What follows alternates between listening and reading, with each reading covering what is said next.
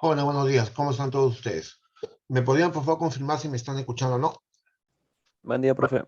¿Qué tal, jóvenes? ¿Cómo están? Buenos Eh, días, profe. ¿Me escuchan todos? Todos? Muy bien. Ya, entonces, ahora sí. A ver, ¿qué fue lo último? ¿Me pueden decir en qué nos quedamos? Porque con ustedes no sé en qué me quedé. Acabamos lo que era Ay, ¿cómo se llama esta cuestión? Vale, sé que voy a verlo acá. Yo tengo ahorita, ya han revisado su aula virtual, ¿no? Buenos profesor. ¿Qué tal? ¿Cómo están? A ver, la semana 2. ¿En qué nos quedamos?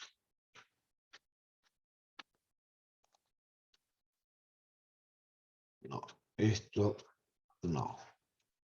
Esto que es de acá, vamos a ver. Profe, hicimos hasta propagación de errores. ¿Pero acabamos todo eso o no? Propagación, sí, profe. En el caso de mediciones nos continuaríamos con errores en la propagación. Todo lo que es desviación estándar, promedio. Ya, vamos a ver.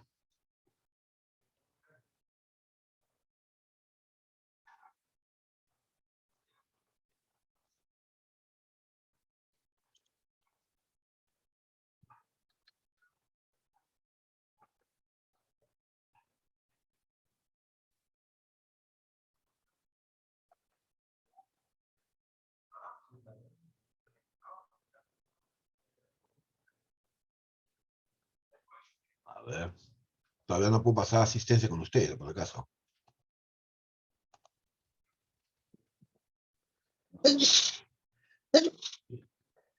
Salud, profesor.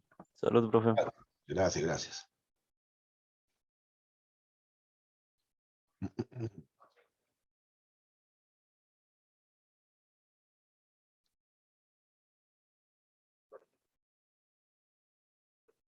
No, ¿cuánto sería?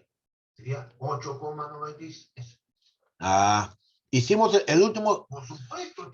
Lo último que hicimos fue el problema de la densidad, ¿no? Sí, Claro. Mm.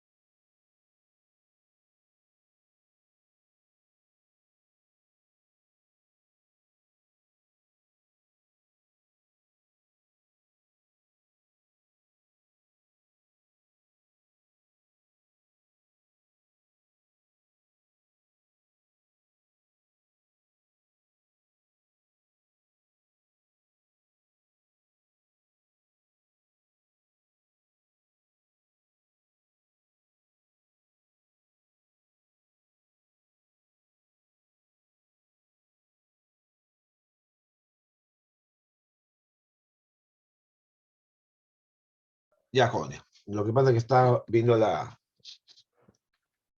cuestión, la pizarra que no la había abierto. Ya la abrí. Tengo que, pensé que ya había acabado con ustedes ese detalle. Bueno, déjenme ver dónde está esto ahora. Aquí está. Ah, creo que está acá. A ver.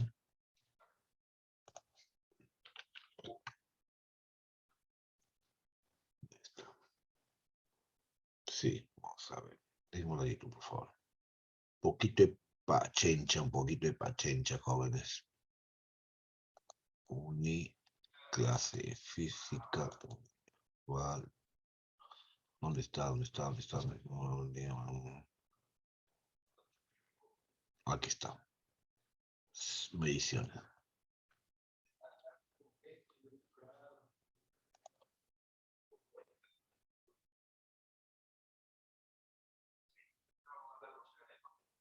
Un ratito, por favor. Profesor, buenos días. Sí, Y sí. con respecto al trabajo de las definiciones de... Ah, verdad, no les hice. ¿Verdad que con ustedes es? Ya, hagamos una cosa. Ah, me olvidé de este detalle. A ver. ¿Cómo sería esto? ¿Ustedes están yendo para la universidad ahorita? No, ¿Tengo profe. que- No, profe. Probablemente esta semana no tienen laboratorio ni calificada, ¿cierto? No, la próxima semana. Ya. Déjeme ver cómo hago para. O les hago un enlace en el aula virtual para que lo suban, o lo van a entregar en la universidad. No sé, vamos a ver, ¿ya? Déjenme ponerme de acuerdo, ¿ya? A ver. A ver.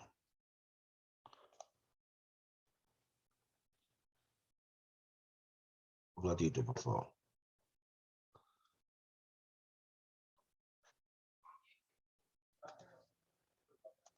Por esta cuestión. Caramba. Ya está. A ver. Ya está. Listo.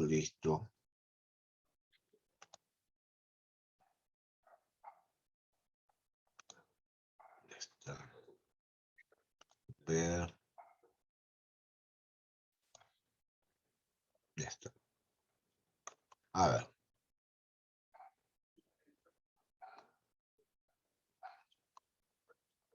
No, yo estoy poniendo la página que nos habíamos quedado. Y aquí está. Ya, muy bien. Propagación de errores.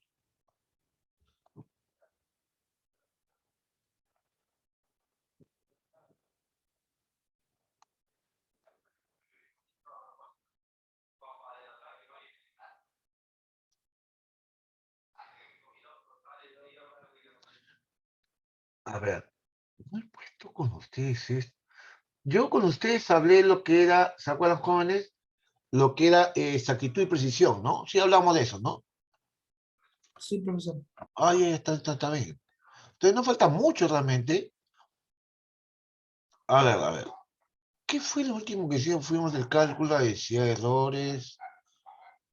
El cono fue el último, profe. El cono. El problema del cono fue. Sí. Lo que pasa es que. Espérate.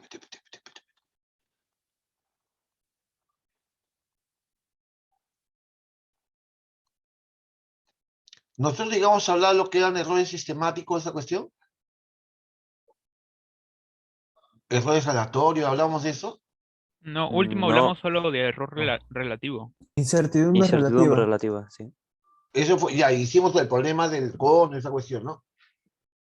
Sí, Sí. Sí, profe. Además también hablamos de error porcentual. Sí, lo que pasa que, a ver, no sé qué cosa he hecho acá. A ver, espera un segundo, creo que he sacado otro archivo, este no es, creo. Esperen un segundito, por favor, ¿ya? No se desesperen, joven, no se desesperen. Creo que he abierto una clase que no era. A ver. Clase semana 2, no. Semana 1, mediciones. Abrir. A ver.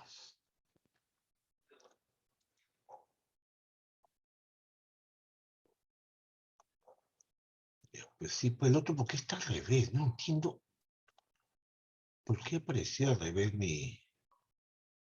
Sí, este ya estaba así, ¿eh?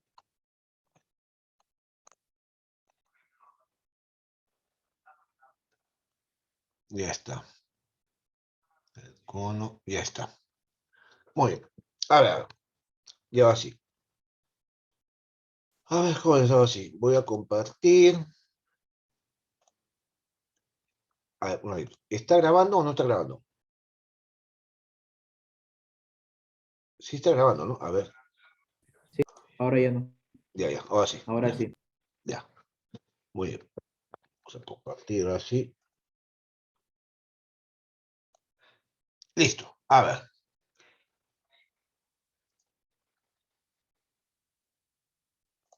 Muy bien. Mis jóvenes. ¿Se acuerdan que habíamos hablado de, a ver si ustedes me responden, porque eso sí lo tienen que saber? Habíamos hablado de un ejemplo en el cual habíamos mencionado que se podía obtener la aceleración de la gravedad tomando el tiempo, ¿cierto?, de caída de una determinada altura. ¿Se acuerdan de eso o no? Claro. ¿No? Sí, que tenía imprecisiones. Claro. Entonces, ya, hablemos ya de una vez de los errores. Nosotros hasta este momento hemos estado hablando de los errores que se cometen, por ejemplo, con un instrumento de medición, ¿no? Entonces, sería un error sistemático porque eso aparece, ¿no es cierto? Es propio del instrumento, o sea, eso no lo podemos evitar. Siempre van a aparecer los llamados errores sistemáticos. Y luego tenemos los llamados errores aleatorios. Entonces, ¿cuál es un error aleatorio? Por ejemplo, si ustedes necesitan en un laboratorio medir la resistencia de un conductor, ¿no es cierto? Pero están controlando, digamos, la temperatura, controlan la corriente que pasa, ¿no? Que pasa por el conductor. Entonces tenemos un pequeño detalle. ¿Cuál es? Primero, que cuando ustedes se dan cuenta de la señal que les llega a casa, en un laboratorio, por ejemplo, tenemos la fuente que es 220 voltios, ¿cierto? Pues ese voltaje no es estable. O sea, ustedes pueden ver que el voltaje que llega de la fuente varía 220, 225, 230, 240. Entonces, es un valor que no podemos controlar. Entonces, el instrumento te va a dar medidas de voltaje que están fluctuando con el tiempo, de una manera aleatoria. ¿Cierto? Entonces, eso haría que la corriente que pase por el conductor también comience a fluctuar. Entonces, esos errores, esas, digamos, fluctuaciones, que puede ser fluctuación del voltaje, como podría ser también la fluctuación de la temperatura del medio, o la fluctuación de la densidad, de la presión, qué sé yo, son, digamos, errores que se cometen o que ocurren de manera aleatoria y que nosotros no gobernamos esos errores, ¿no? Son, digamos, variaciones inesperadas que ocurren cuando hacemos observaciones, digamos, de un determinado eh, experimento, ¿no? Entonces, esos son llamados errores aleatorios. Entonces, ¿qué es un error sistemático? Son errores constantes donde el proceso de medición afecta a todas las medidas y es el mismo en todo ello. Entre ellos, ¿qué tenemos? Creo que me voy a resfriar. Ya está. Por ejemplo, los instrumentos de medición, ¿no? Y el fenómeno pueden alterarse debido a factores como, por ejemplo, un instrumento de medición, ¿no? Entonces puede fallar, ¿cierto? Se puede dilatar, entonces eso haría que fallara el instrumento de medición y cambie también su incertidumbre. No puede ser problemas en la calibración, por ejemplo, el corrimiento del cero de la escala de una balanza, el reloj mal calibrado, etcétera, ¿no? Y los llamados errores aleatorios, lo que acabo de mencionar, ¿no? Por ejemplo, estos no son reproducibles, ¿no? Pueden ser vibraciones mecánicas del equipo de medición, cambio de temperatura durante la medición, problema de definición, etc. Entonces, esos son los llamados errores aleatorios. Entonces, bueno, quitar esto. Ya está. Entonces, sabemos entonces que existen dos tipos de errores, los errores aleatorios y los errores sistemáticos. Ahora, hablemos un poco de esto. Hablemos de exactitud y precisión. Vamos a nosotros a mencionar que un instrumento va a tener, digamos, si un instrumento tiene errores sistemáticos pequeños, entonces esa medida va a tener una gran exactitud. Si la medición tiene pequeños errores aleatorios, o sea, si el error aleatorio es pequeño, entonces tiene una gran precisión. Entonces tenemos que cuando el error sistemático es pequeño, la medida tiene una gran exactitud. Y cuando los errores aleatorios son pequeños, tenemos una gran precisión. Por ejemplo, para entender más o menos esto, ¿no? En el juego del tiro al blanco, medidas exactas son los tiros que caen cerca del centro. Si los tiros caen próximos uno de los otros, los errores aleatorios son pequeños. Por ejemplo, acá, ¿no? Los tiros caen próximos uno de otro, ¿no? Están cerca del centro. Acá tenemos una gran exactitud, ¿no es cierto?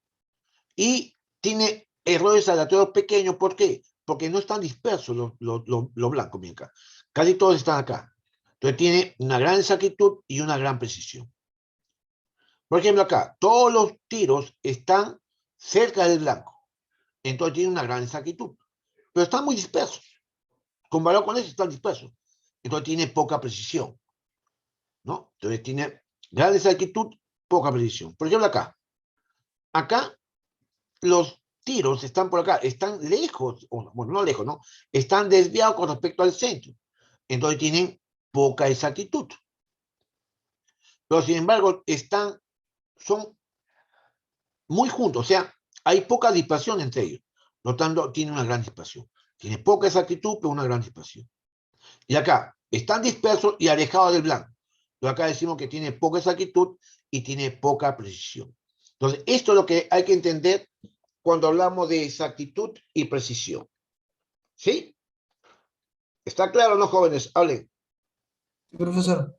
Oye, entonces acá, sigamos con la representación. Miren, cuando ustedes necesiten, digamos, hallar la relación entre dos magnitudes físicas, lo que normalmente se hace en el laboratorio es hacer una gráfica entre estas magnitudes físicas. Por ejemplo, ¿no? En el caso de los gases, ¿no? Por ejemplo, yo puedo saber cómo varía la presión con el volumen, ¿no es cierto? Manteniendo la temperatura constante. O cómo varía la presión con la temperatura manteniendo el volumen constante, por ejemplo. Puedo saber cómo varía, digamos, la corriente si variamos el voltaje de un conductor, ¿no? Para ver cuál es el comportamiento que tiene, digamos, estas dos magnitudes físicas. O puedo ver cómo cambia la longitud de un cuerpo con la temperatura, o sea, el incremento con la temperatura delta T, ¿no? Entonces, de esta manera, ustedes pueden intentar ver cómo es la relación entre dos magnitudes físicas, pero no solamente eso, sino que también tienen que tener en cuenta cómo lo están midiendo, o sea, el proceso de medición. Porque cuando ustedes calculen, digamos, por ejemplo acá, hacen una gráfica de posición, ¿no? De la masa con el X, ¿no? ¿Para qué? Para ver, digamos, la constante elástica un tresor, ¿no? ¿Cuál es la deformación con la masa que se está agregando? Pero serían puntos si los instrumentos no me arrojasen error. Entonces, entre todos estos puntos, yo puedo pasar una recta así, una recta por acá. Pero si a mí me dan cuál es la incertidumbre en la medida del X, entonces eso me estaría indicando que la recta debe tratar de pasar por el rango de valores de las incertidumbres de cada uno de los datos. ¿No es cierto? O sea, tratar de que la regla o el ajuste haga que pase por lo menos dentro del intervalo de cada uno de estos puntos. Ahora, sí, también puede ser que podamos medir cuál es la incertidumbre en la medida de la masa que se está colocando, por ejemplo. Entonces tendríamos esta otra. O sea, si se conocen las incertidumbres de ambas variables, entonces la recta tendría que pasar, digamos, por toda esta región, ¿no? ¿Te das cuenta? Aumenta la incertidumbre. Entonces, es necesario conocer la incertidumbre de una magnitud física. ¿Por qué? Porque tú necesitas saber cuál es la relación entre ambas magnitudes físicas. Y siempre vas a encontrar una incertidumbre. Bueno, por ejemplo, acá, si tú te das cuenta, si graficas la posición de un móvil o desplazamiento versus el tiempo t, que este sería el tiempo t al cuadrado, entonces, o el tiempo t, la gráfica sería una parábola. Eso es lo que dice la teoría. Pero experimentalmente, ¿qué vas a encontrar tú? Vas a encontrar que estos datos no pasan exactamente por una recta, por una curva, ¿no? Sino que estos datos, digamos, van a comenzar a pasar, no sé si puedo, no, acá no puedo pintar, ya no importa.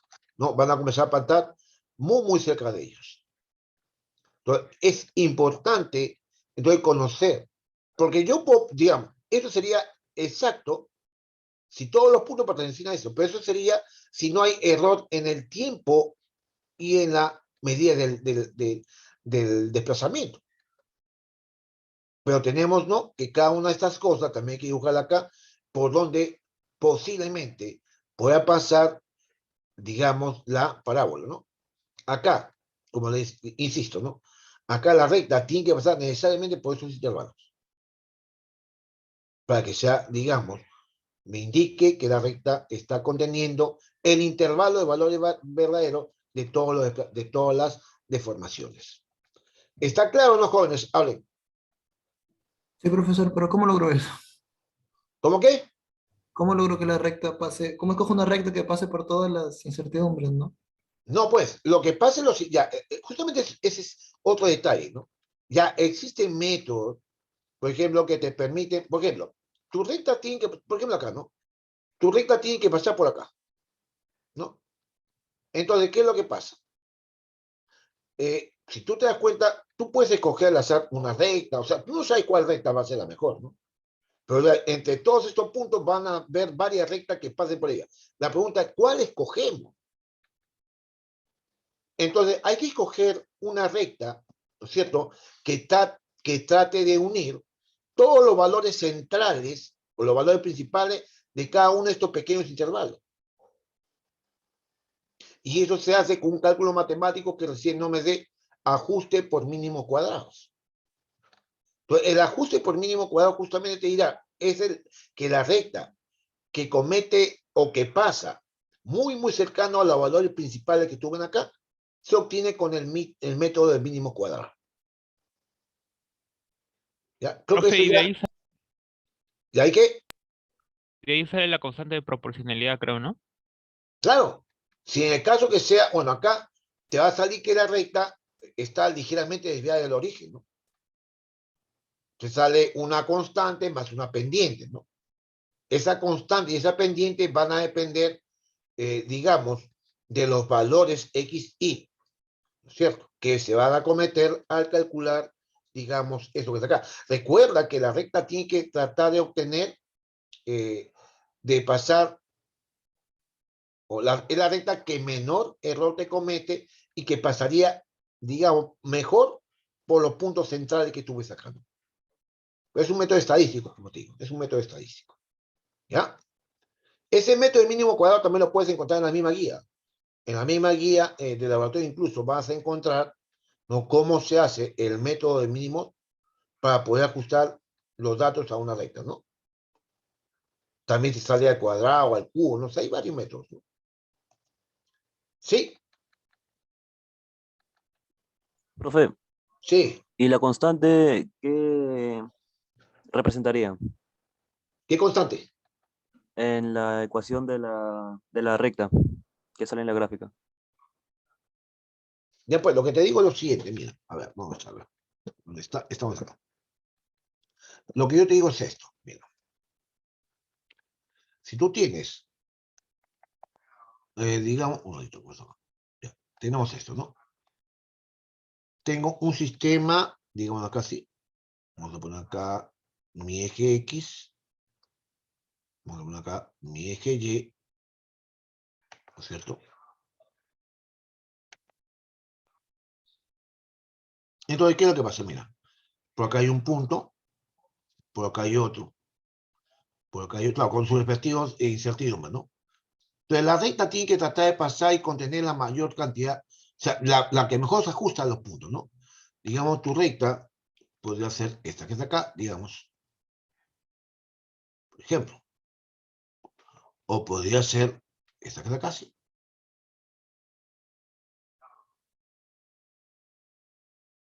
O podría ser esta que está acá, sí.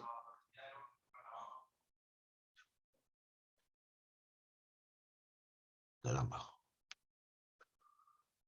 Y así.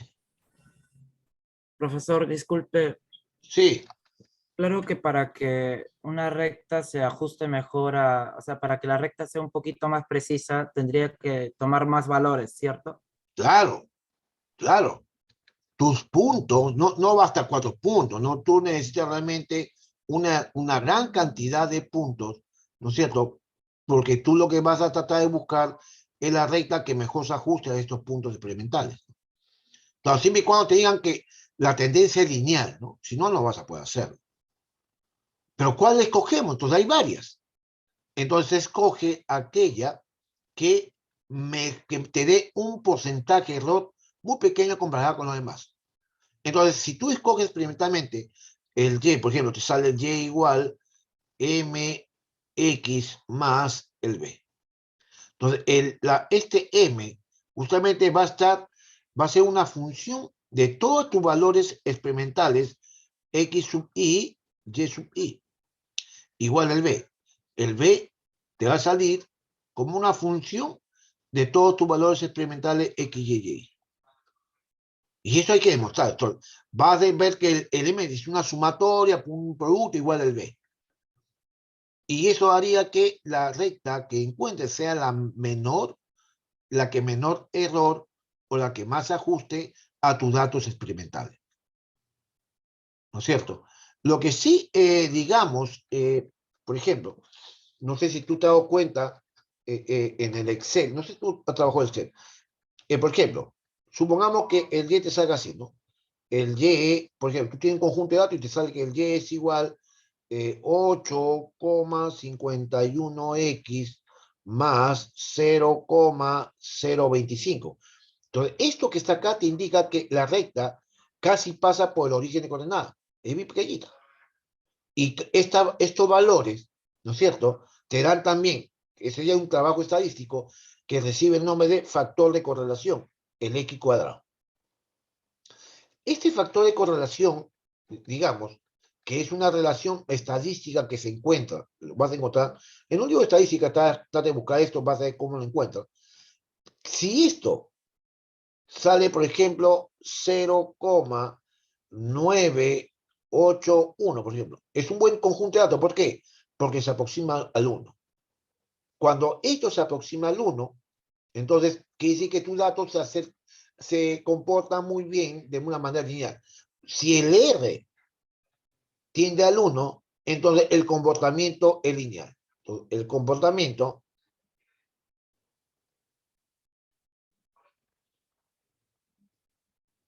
es lineal.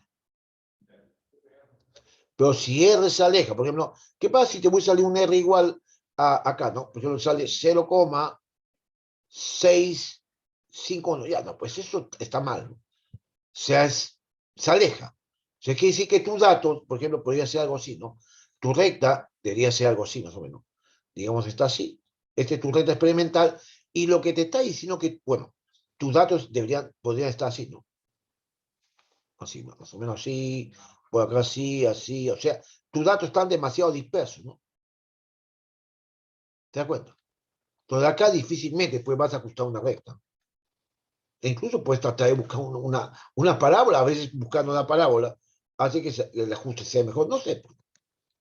Pero esto te va a decir que este factor de correlación. En el caso de comportamiento lineal, mientras más se acerque esto al valor 1, significa que tus datos se comportan y se ajustan bastante bien a una recta. Y correcta, la que te han dado acá, pues. Porque en este caso, R igual 0,981, significa que tus datos experimentales se ajustan muy bien a un comportamiento lineal. Y no solamente esto, ¿no? También puedes calcular cuál sería el error del aprendiz. O sea, en general, si tú tienes esto, y esto lo digo porque ustedes esto lo van a hacer también en el laboratorio. Si tú tienes que la curva experimental obtenida con todos tus datos, digamos, tienes el Y y el X, ¿no? Ya está. Digamos, vamos a hacer acá, tienes tu YX, caramba. ¿No? Tienes tu YX. Tienes algo así. ¿No es cierto? Tienes el conjunto de datos.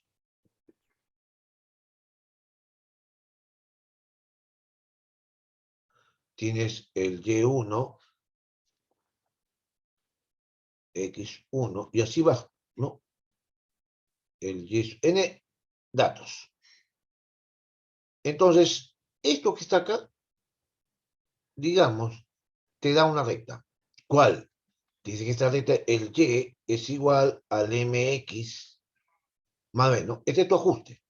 Y te sale un factor de correlación R al cuadrado. Entonces, recuerda que acá va a haber una incertidumbre también en el cálculo pendiente. ¿Y cuál sería, porque lo que te interesa es la pendiente, cuál sería la incertidumbre en el cálculo de tu pendiente? Entonces, la incertidumbre no relativa de tu pendiente se obtiene como 1 menos R cuadrado. De con esto obtienes la incertidumbre, ¿no? Incertidumbre en tu pendiente.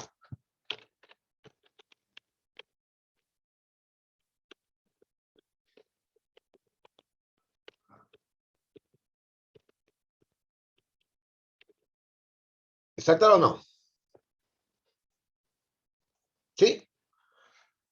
Entonces, con esto, sí, No sé si está claro, Diego. ya está. Entonces, con esto ustedes obtienen la incertidumbre en el cálculo de su pendiente. Entonces, esa es una forma, ¿no? Entonces, esto lo pueden chequear ustedes en una hoja Excel o no, cuando ustedes grafican Y con X en una hoja Excel, el Excel le permite obtener la ecuación de la recta que se ajusta a sus datos y también ese factor de correlación. O busquen en un libro de estadística, busquen qué significa el factor de correlación y eso te va a indicar que te permite ver qué tan bueno es el ajuste de tus datos experimentales a la recta encontrada, ¿no? Esa es la información correcta. ¿Sí? Entonces, ahora, escuchen jóvenes. Entonces, ¿qué es lo que sucede acá? Ya.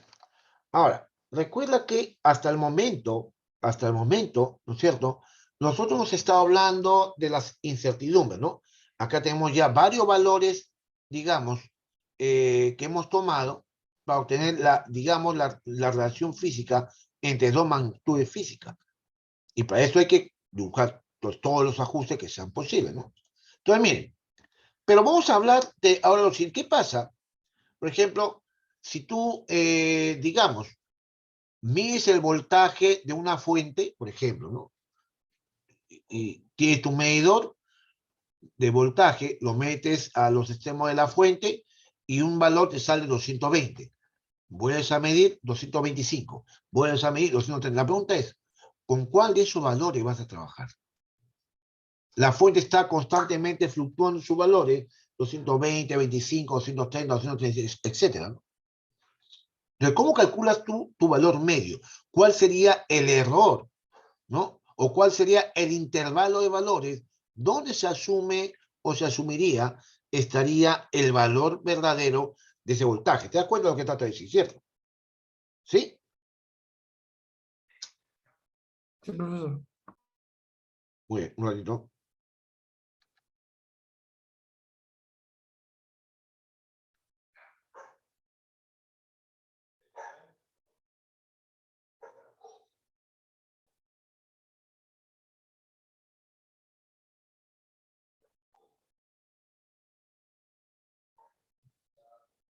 Muy bien. Lo que pasa es que está viendo un alumno que está escribiendo, pero no, pensé que eran ustedes, de otra sección. Un ratito.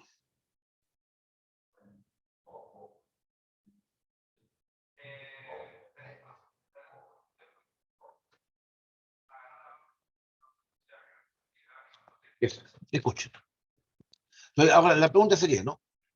Si usted tiene todo un conjunto de valores tomados de una magnitud física, ¿en qué intervalo estaría tu valor exacto? Está, claro que la magnitud física está fluctuando, ¿no? Entonces, ¿cómo encontramos esto? Justamente esto lo hacemos con un cálculo estadístico de errores. Por ejemplo, supongamos, ¿no? Una fábrica se dispone a confeccionar, ¿no? A diseñar canicas, ¿no? Pues le han pedido canica con un radio de ¿cuánto? Un radio de 20, por ejemplo, de 2 centímetros. Pues es un valor, ¿no? De 2 centímetros. Entonces, cuando el fabricante entregue digamos, la canica con característica que le estaban pidiendo de 2 centímetros. Entonces, él no va a poder decir que todos los diámetros, todas las canicas tienen el mismo diámetro. Él va a tener que dar un estimado.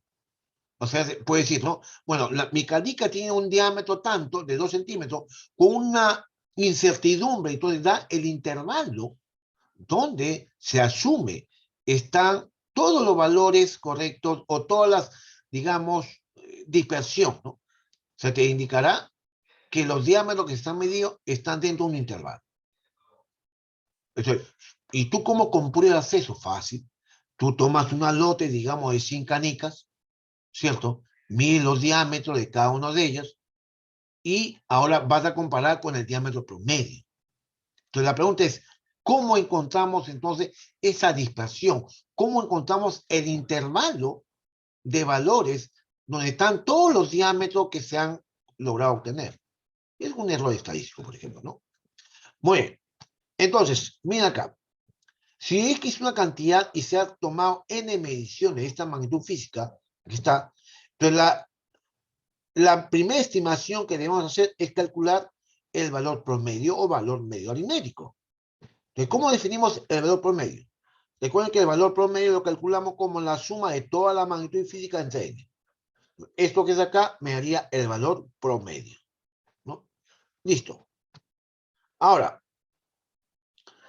el valor medio, ¿no? Te va a determinar, digamos, la medida de la dispersión, ¿no es cierto? Entonces, creo, ya, una vez que tú calculas tu valor medio, entonces tú quieres saber cómo calculamos la dispersión de valores alrededor de este valor medio.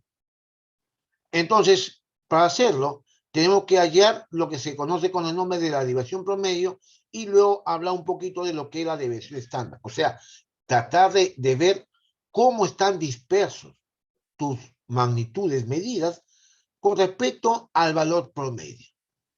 Un primer cálculo sería entender lo que es la desviación promedio. Entonces, la desviación promedio se define como la magnitud física X sub I menos el valor promedio obtenido de todo ese conjunto de datos, ¿no? Entonces, esto indica cuánto la medida XI se aleja del valor promedio, o sea, difiere este valor.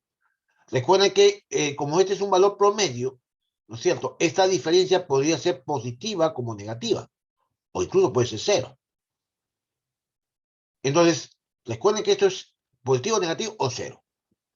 Ahora, entonces, ¿qué pasaría? Digamos, si tú calculas, por ejemplo, el valor promedio de una fuente, ¿no?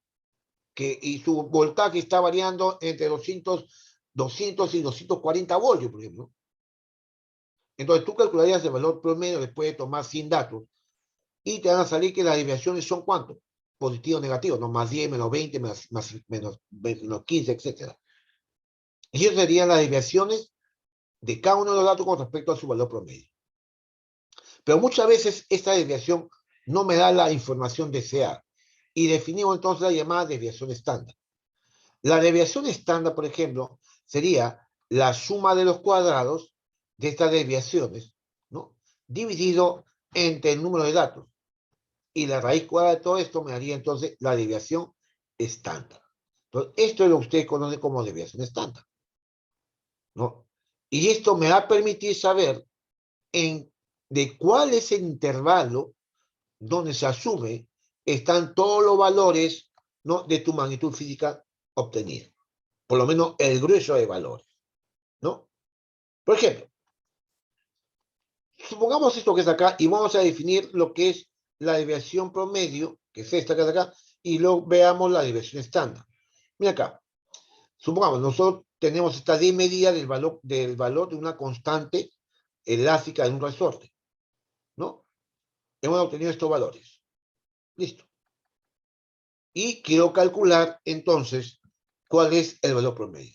Entonces, el valor promedio de estos 10 valores es ¿cuánto? La suma de todos ellos entre 10. ¿Cuánto me daría esto? Esto me da un valor de 85,7. Ese sería el valor promedio. Como, ojo, ¿se acuerdan? Es una operación, 0 decimales, acá debo poner 86, ¿no? Ya, después lo voy a poner más adelante. Acá sería el promedio 86, ya está. Ahora, ¿cómo saber la desviación? Entonces, calculemos la desviación promedio, ¿no? determinando la desviación. O sea, es 86 menos 85,7. 85 menos 85,7. Entonces, vamos a calcular la desviación de cada uno de los datos con respecto a su valor promedio. Aquí está, ¿no? El valor promedio, le hacemos la diferencia. 86 menos 85,7, 0,3. 85 menos 85,7, menos 0,7. 84 menos 5,7, menos 1,7. 89, y así van calculando, ¿no? Todo lo demás. Entonces, como este es un valor muy sencillo, para calcular la desviación promedio, vamos a sumar todo esto y dividirlo entre el número de datos. Pero te das cuenta que 0,3 menos 0,3, ¿no? Menos 0,7, ¿no? Menos 0,7. Entonces, hay valores positivos y negativos. Entonces, si tú sumas, y es más, te invito a que lo sumes, ¿no? Te vas a dar cuenta que eso cuánto vale. Esta sumatoria te sale 0.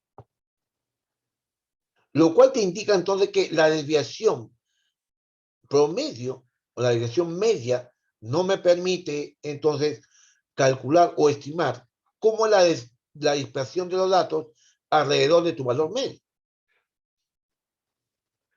¿Cierto? Entonces, hablemos entonces ahora de la desviación estándar. Entonces, la desviación estándar sería la suma de los cuadrados. Aquí está bueno. La respuesta sería 86, que sería el valor promedio que hemos obtenido acá, ¿no? ¿No? Y la incertidumbre sería 0, lo cual no es correcto, porque no hay incertidumbre solo. Entonces, la desviación del promedio no es la mejor forma de determinar la dispersión de las observaciones alrededor del valor promedio. Entonces, vamos a calcular la desviación promedio, o la desviación estándar. Entonces, en este caso, recuerden que la suma de las desviaciones de cada uno de los datos con respecto al valor principal o al valor promedio, elevado al cuadrado sobre n. Entonces, aquí está, calculando el valor para cada uno de ellos. Ahí está la desviación, ya lo hemos calculado. Ahora, lo único que hago es elevarlo al cuadrado, ¿no? 0,3 sería 0,09. 0,5 sería 0,049. 1,7 sería 2,89. Y así calculo todo lo demás. Ahora, ¿qué hacemos? Según esto, lo sumo y lo divido entre 10. No, porque son 10 datos. Y le sacamos la raíz cuadrada. Entonces, al sumarlo, me sale 42,10. Al dividirlo entre 10, me queda 4,210. Y la raíz cuadrada de eso, ¿cuánto me daría? 2,05. Por lo tanto, la desviación estándar sería ¿cuánto? 2. Y esto sí es distinto de 0. Bueno, esto sí es distinto de 0. Entonces, te das cuenta que el valor medio, ¿cuál era? 86. ¿Y cuál sería tu desviación estándar? 2, ¿no? 86 más menos 2. Esto entonces te indica que tu valor medio, digamos, el 86 más menos 2, en este intervalo estaría el grueso de valores de todos tus datos. ¿Hay algunos que van a salir de este intervalo? Claro que hay algunos que van a salir. Está muy en los extremos. Pero se puede considerar que la desviación estándar es una buena medida de la incertidumbre. Ahora, esto también tiene su significado, por si acaso, jóvenes. Solamente se lo menciono porque no es tan fácil explicar por qué. Lo único que digo que es un trabajo estadístico. Cuando ustedes trabajan con el valor sigma, ¿no es cierto? Le están diciendo que el 68% de todos tus valores están dispersos alrededor de este valor medio, ¿no? Entonces, en base a las observaciones, se espera que el 68% de las mediciones de X están en el intervalo X más menos sigma. ¿Y qué pasa si tomamos 2 sigma? Entonces, 2 sigma significa que el 95% de todas tus mediciones están dentro del intervalo más menos 4, que sería, ¿no? Ahí está, más menos 2 sigma. Entonces, sigma tiene una interpretación. Esto lo pueden hallar en un libro de estadística, por acaso. Pueden hallar tu valor medio, tu desviación estándar, todo esto. Y el sigma tiene una interpretación como la que te estoy dando. Es más, con la cuenta de los frijolitos tú vas a poder, digamos, encontrar también, ¿no es cierto?, cómo es la dispersión de tu valor. A ver, llegaban a hacer, ya están haciendo el problema de sus frijolitos o no, jóvenes. Sí, profesor, esta semana tenemos que hacerlo, ¿no? Porque es para la próxima semana todavía. Sí, profe, No, sí, claro, sí lo hemos hecho. Sí, claro, profe, pero ya voy mil mediciones ya. mira, ve, yo reviso tu informe, como no tenga los 1000 te jalo, ¿qué te parece? Voy a trabajar con 1000, pues no te pases. Profe, Sí, profesor Broca, yo lo he hecho con 100 mediciones, y se me forma como una así, distribución normal, como una pero campanita. como una campanita, pero no necesariamente es una campanita perfecta, sino que en los valores extremos siempre hay digamos, una ligera Claro, eh, inexactitud, por decirlo así, ¿no? No es una claro, pero lo campana que pasa es perfecta. que son datos, son muy pocos datos. Imagínate, mira, si tú ya has visto la forma que tiene con 100 datos, imagínate cómo se va a obtener, cómo se vería si en lugar de 100 trabajas con 1000. No, ahí sí se va una normal, creo ya, profe. Claro, pues se va a ver más o menos un comportamiento, ¿no? Entonces ahí sí vas a poder decir, ¿no? ¿Cuál es la forma que tiene? Imagínate, pues ya, en un cálculo estadístico se trabaja con un número muy, muy grande, infinito, Profe, ayer ¿no? yo le preguntaba a los chicos del laboratorio si con esos 100 datos yo podría, por ejemplo, inferir una distribución tipo normal y simularla. Porque esos 100 datitos son como que la raíz de este experimento, pero con una simulación podría tener una distribución bien próxima al experimento, ¿no? Claro, la idea es justamente que esa es la idea, ¿no? Que con esos 100 datos, más o menos tú te das cuenta cómo se está acercando a la distribución. Es una distribución gaussiana, realmente, ¿no? Gaussiana, sí, gaussiana, ¿no? Y, no, Gaussiana, sí, creo que sí. Y tú lo vas a ver ahí cómo se está, mientras más grandes sean tus datos, pues se está acercando a esa distribución, como una campana, ¿no? Así es. Y es más, si tú tomas tus datos y haces esto, ¿no? Te das cuenta que calcula en el intervalo, ¿no es cierto? ¿Cuántos frijoles te salió y cuál fue tu dispersión? Y por ejemplo, supongamos, ¿no? Supongamos que este sea tu cuenta de frijoles. 86 más menos 2. Quiere decir que entre 84 y 88 debería estar el 68% de todas tus medidas. Y chequea, ¿no? Cuenta cuántos 84 y cuántos frijoles, o sea, cuántos frijoles o cuántos datos entre 84 y 88 obtuviste. Y te vas a dar cuenta que te has acercado a este valor. En este caso va a estar un poquito más bajo. ¿Por qué? Porque 100 datos no es suficiente. Pero sí te has acercado bastante. Va a estar 65, 64 por acá, ¿no? Sí, sí se acerca, profe. Sí se acerca. Sí. Con 100 Entonces, datos. claro, y eso es lo que ustedes, justamente la idea de los frijolitos es esta, ¿no? De que todos trabajen y se den cuenta que esto se está cumpliendo. ¿Ya? Muy bien. Ahora, no solamente hay que tener en cuenta eso, o sea, por ejemplo, de todo ese conjunto de datos, también, ¿qué es lo que tienes que tener en cuenta? Tienes que darte cuenta que los datos que vas a trabajar también estén dentro de tus, digamos, de los permitidos, no permitidos, sino de los que tú, ¿cómo te puedo decir?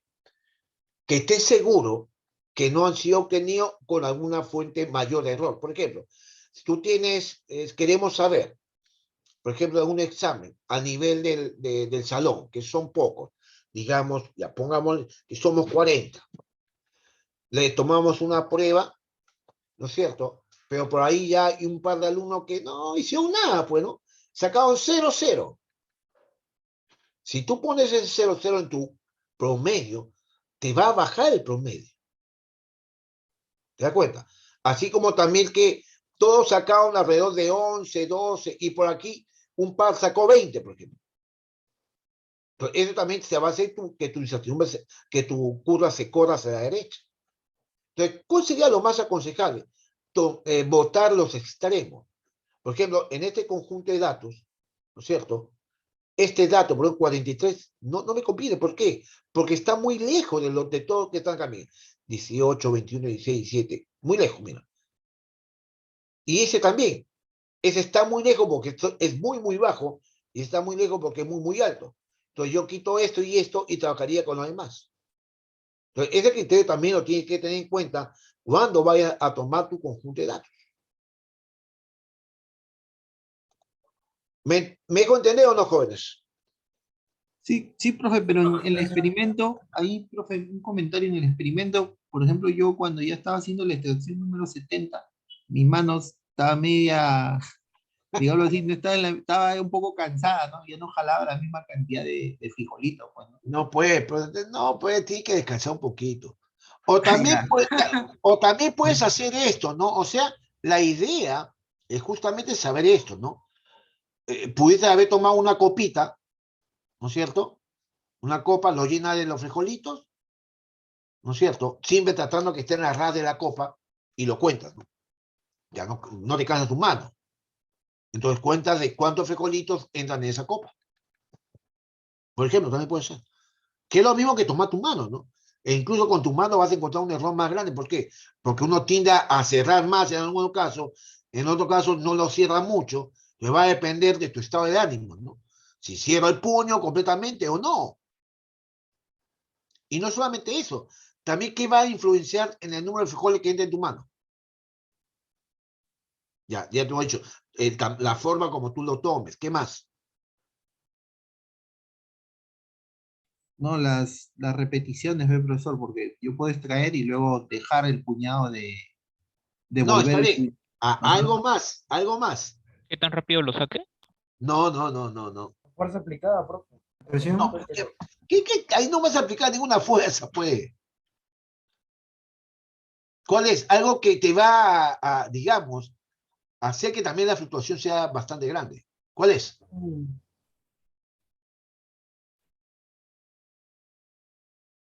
Creo que cuando sudas, agarras mejor las cosas. No, ¿Puede no, afectar pues. eso? No, pues, esos frijolitos, después vas haciendo en tu frijolado, está todo cochino, ¿no?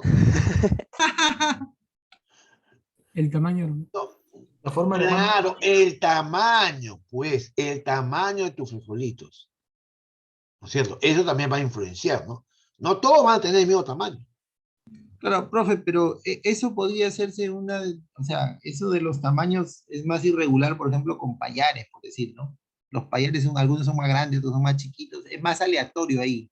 Claro, pues te digo, Prácticamente. pero influye, porque no todos los Claro, frijolitos tienen el mismo tamaño. Entonces, eso va a hacer que cambie también la cantidad de frijolitos que tienes en tu mano, pues, ¿no es cierto?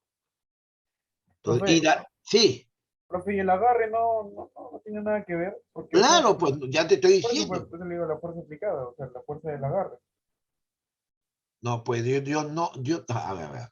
No, yo no lo considero como la fuerza de agarre, sino el volumen de tu mano, la forma como pongas tu mano. Porque tú puedes tener, digamos, a ver, no sé si voy a poner acá. A ver, ratito. Voy a ponerla acá, a ver si me logran ver. Ahí me logran ver. Sí, profesor. Sería así, Sí, ¿no? profe, Por ejemplo, que yo ponga mi Profe, mano, sí. yo coge mi frijoles, digamos, así, o que lo coja así. Entonces, como yo cierro el puño para coger los frijoles, también va a influenciar, ¿no? Al inicio no va a ajustar porque está con todas las vitaminas encima. Pero una vez que ya vas 85, ya cada vez hasta flojera te da. Entonces, eso va a ser tu estado de ánimo, ¿no? Que calcules o que te diga cómo vas a cerrar el puño. No lo cerramos igual, porque la forma como se acomodan los frijolitos no es la misma en ningún caso. Entonces, el volumen de tu puño, o sea, el volumen de tu puño cuando lo cierres, no es el mismo en todos los casos. Pues. ¿Me voy a entender? Entonces, todo eso hace que el número de frijolitos promedio que entra en tu mano cambie. Pues. Pero siempre vas a encontrar un valor promedio, siempre. ¿Sí? ¿Se Sí, entendió o no, profesor. jóvenes? sí, profe. Muy bien. Entonces, eso es lo que ustedes tienen que tener en cuenta en el cálculo de error, ¿no? El cálculo estadístico, etcétera, etcétera. Muy bien. Acabamos esos jóvenes. Empezamos. Nuevo punto.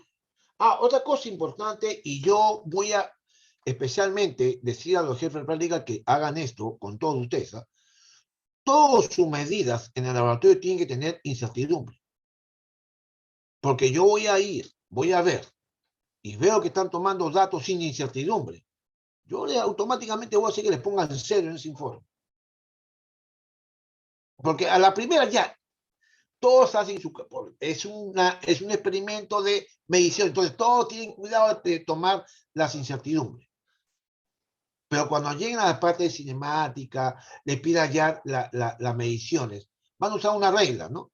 Y estoy seguro que ninguno, o el 80% de todos ustedes, cuando miran el desplazamiento del móvil, no van a tener en cuenta el error de la regla.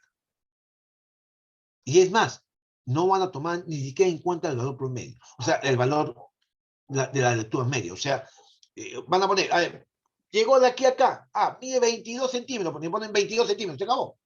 No está mal, pues. Porque uno dice, si llegó de aquí a aquí, con mi regla, mido 22. Pero ¿de qué valor está? 22,1, 22,2, ¿en qué valor? Eso es lo que tienen que tener en cuenta. Si ustedes no lo tienen en cuenta en un laboratorio, yo voy a hacer que les pongan cero, por si acaso. Así que, escúchenme. Yo voy a pasar por los laboratorios. Usted tiene laboratorio el día viernes, ¿no? De 8 a 10. No, jueves, ¿no? No, viernes. Viernes, Viernes, profe, de viernes. 1 a 3. Ya ves, y yo estoy por allá los viernes. 3. Y yo estoy allá los viernes, así que yo me voy a meter al laboratorio para ver qué es lo que están haciendo. Entonces, en todos los informes, en todos los laboratorios tienen que tener en cuenta incertidumbre del instrumento y su cálculo de incertidumbre, si no, no va a valer ese laboratorio. Entonces, tengan mucho cuidado con eso. Profesor, Sí. con el Vernier hubo una discusión con el profesor del laboratorio ese día. ¿Qué pasó? Porque usted dijo que era una excepción y se consideraba la sensibilidad 0,05, ¿verdad? Claro. Ya el profesor lo hizo con la mitad. Ya, pero ¿cuánto le salió? Igual, 0,05, pero lo trabajaba con la mitad. Usted dijo que se trabajaba con ese Claro, valor. escúchame, por eso te digo. Por eso te digo, si tú buscas una regla, si tú buscas un manual, ahí te van a decir que se puede trabajar con eso con la mitad. Normalmente yo hago que trabajen con la incertidumbre, que es una excepción. ¿Por qué? Porque no te va a meter mucho error. Porque ya en sí el Vernier es mucho más preciso que una regla común y corriente. Entonces, ¿con cuánto fue tu incertidumbre? El nonio, ¿cuántas partes tenía? Claro, se divide en 20 centímetros, ¿no? 20 partes. El Vernier que ustedes trabajaron, El pie de rey. sí, El era mío medio tenía que solo 10 partes. El mío solo, 10 algunos partes. eran de 10 y algunos eran de 20. Sí, profe, algunos eran de 10, algunos Ya, pues, 10 partes, sí. O sea, sea 0,1 milímetro. Ese Vernier, no sé por qué la facultad obtenía un Vernier tan malo. En ese caso, sí, pues, si es 0,1, se toma la... Claro, porque la sensibilidad en este caso es muy pobre. Por eso que han tomado la mitad, pues. Perdía tiempo, profe. No llené la tabla. Sí, Empezaron 3. profe, yo estaba solo en mi laboratorio, profe.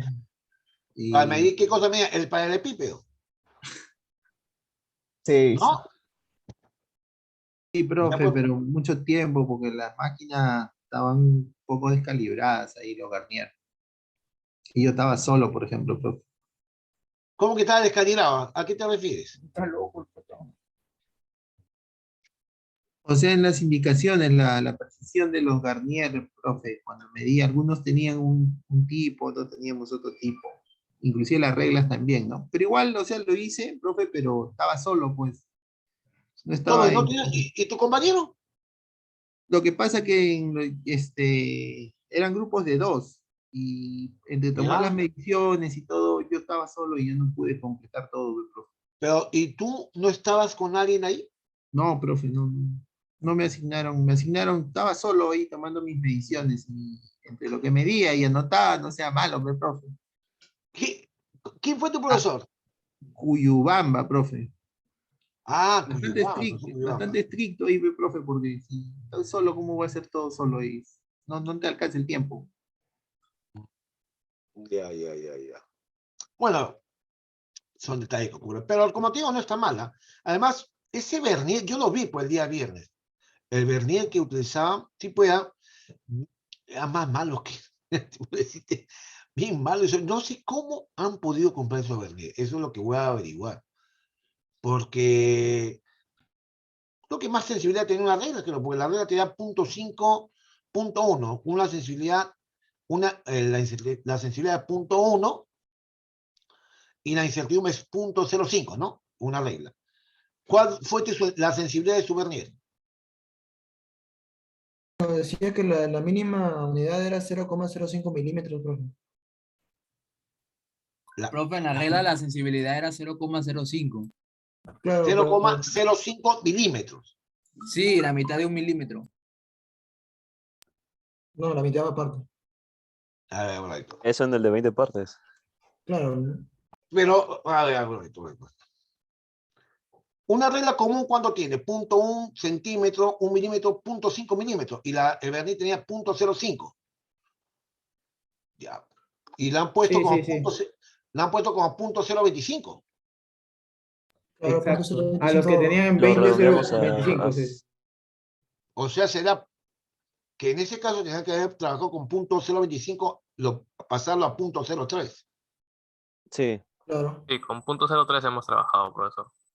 Sí, también puede ser. Pero no te va a cambiar mucho los datos, ¿sabes? No te cambia mucho la incertidumbre. Así que no estaría mal. Pero normalmente yo hago que trabajen con la misma sensibilidad de Vernier. Porque como digo, no te cambia mucho. No hay mucho no hay mucho error en tomar entre una u otra o el otro, ¿no? La mitad o la sensibilidad misma. Porque el nonio mismo ya te hace meter ese error. Entonces no hay necesidad de dividir los dos. Pero Profesor, bueno, contigo, sí. disculpe, en física entonces nosotros más vamos a trabajar con lo que es desviación estándar. O, Sí, normalmente sí. Porque ustedes van a trabajar con un gran conjunto de datos, ¿no? y respecto a lo de la incertidumbre, lo vamos a utilizar durante toda nuestra carrera, ¿cierto? Claro, Prácticamente. sí. Cuando tome datos en el laboratorio, vas a tomar un conjunto de datos de desviación estándar. Entonces ahí tú vas a comer, por ejemplo, tú vas a medir, por ejemplo, mira, una cosa bien sencilla. Al punto a pensar. Tú mides tu voltaje de laboratorio, por ejemplo, te dan tu multímetro, mira, para que te des cuenta, toma tu multímetro y mide tu voltaje. Ya está. ¿Cuándo sale? Si ese voltímetro te mide hasta 1 voltio, sensibilidad es 1 voltio, pues no necesita más. Entonces tu incertidumbre sería 1 voltio, ¿cierto? Porque es digital, ya está. Entonces tú mides 220 más menos 1, por ejemplo. ¿Te das cuenta? Ya. Vuelves a medirlo, ya no es 220, es 230. Igual, más o menos 1, porque esa es la incertidumbre, el valor, el error intrínseco de tu instrumento. Entonces, todos los valores que vas a obtener con tu voltímetro tienen una incertidumbre de más o menos 1 voltio. Mira, más o menos 1 voltio. Ahora, has tomado 100 datos de esos, por decir. Ahora tú calculas tu valor medio, calcula tu desviación estándar, todo, y te sale que tu valor medio, ¿no? Usando la desviación estándar, te sale 225, digamos, más menos,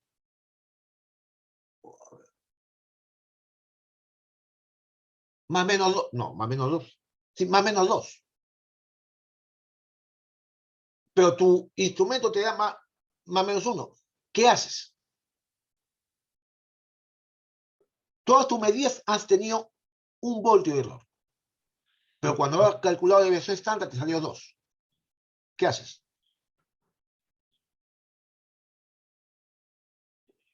¿Cuál tomas? Tomo ¿el de 2? el de Claro, El En este caso, ¿por qué? Porque te das cuenta de que la dispersión es mucho más grande que la misma incertidumbre de tu medición. ¿Te das cuenta? Entonces, ¿te das cuenta? O sea, no es tan sencillo decir, ya, voy a tomar valor medio o esto, no.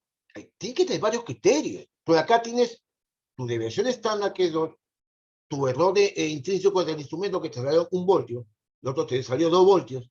Entonces, ¿cuál tomas? Entonces, ahí hay criterios. Si tu desviación estándar es mucho más grande que esto, entonces tú puedes despreciar esto y decir que tu desviación estándar, porque ya la desviación estándar en este caso absorbió tu error intrínseco, ¿cierto? Profe, una consulta, pero la desviación estándar tiene todos los errores, todas las desviaciones, todas las incertidumbres. Tomaría esa, ¿no? No. Tu desviación estándar, tú lo has trabajado con tu valor medio. Correcto.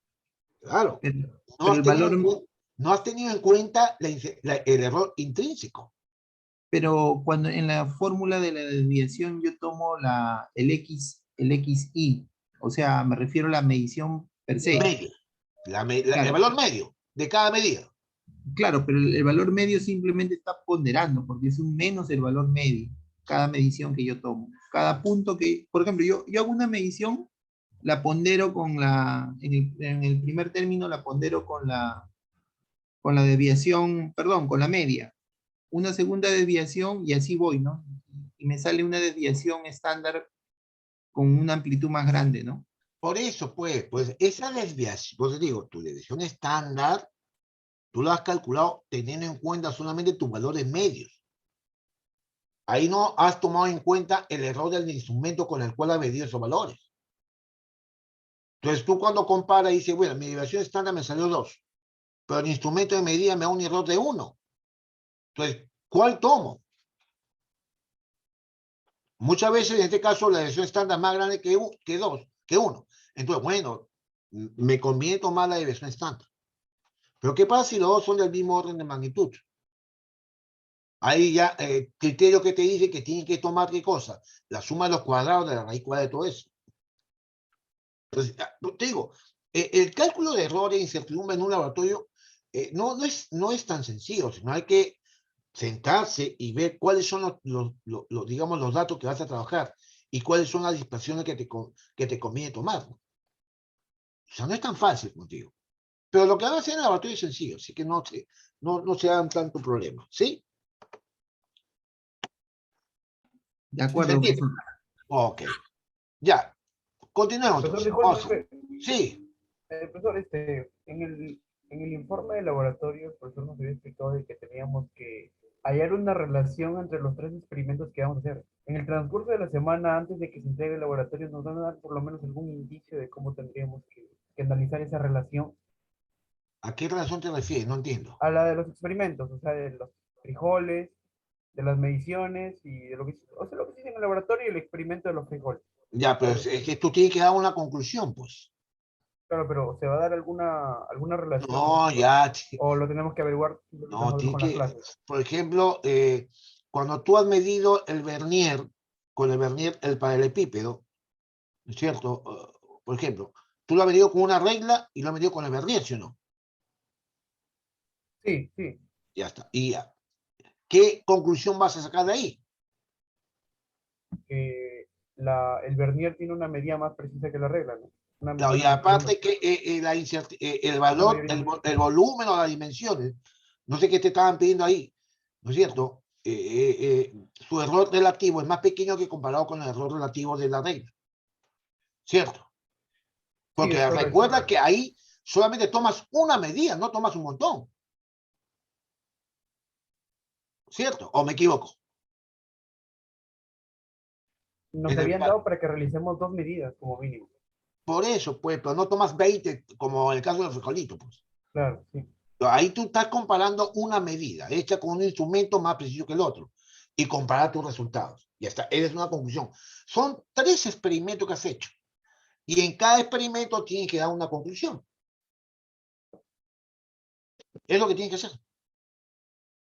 Sí, profe, pero también nos pedían que analicemos cuál es la relación entre los 3 experimentos y luego ya dar una conclusión final. ¿Ya cuál es la relación entre los tres? No, profe, todavía no lo hay. Pero es obvio, ¿cuál es el título del experimento? Errores, ¿no? O sea, Incertidumbres, mediciones. Entonces, tú lo que tienes que demostrar es que hay una relación, digamos, entre o sea, nunca vas a tener una medida exacta, ¿no? Ya sea con dos instrumentos distintos o tienes un error en la medida, porque has tomado distintas sensibilidades. Otra, trabaja con el mismo instrumento, pero tomas un montón de datos, una dispersión de datos. Este es un error sistemático, es un error, digamos, aleatorio. Por ejemplo, el error que tú cometiste al medir el tamaño, la dimensión del paralelepípedo, ¿qué fue? ¿Sistemático o aleatorio?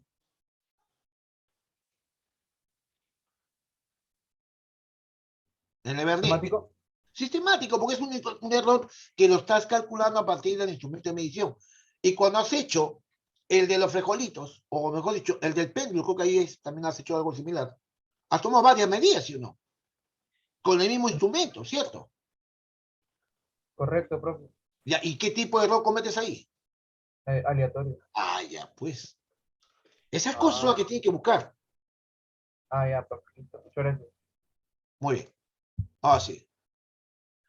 Bien, entonces acabamos ya esta parte, jóvenes. Espero que lo aprovechen. Creo que el Taylor, no sé si acá está un poco esto de errores en el Taylor. No recuerdo. Voy a tratar de averiguarlo, ¿ya? Porque, aunque ya hemos hecho, pero bueno, ya, con lo que está en el cuaderno es más que suficiente. Ya, muy bien. Salgamos de acá. Muy bien. Y vamos ahora sí a la parte de vectores. Son las 11 ya. Que ustedes me hacen hablar demasiado hoy. Ya, joven, espérenme un segundito, voy a tomar un vaso con agua. Así que dale, canto. Ya está. Me esperan un segundito, por favor, ¿ya?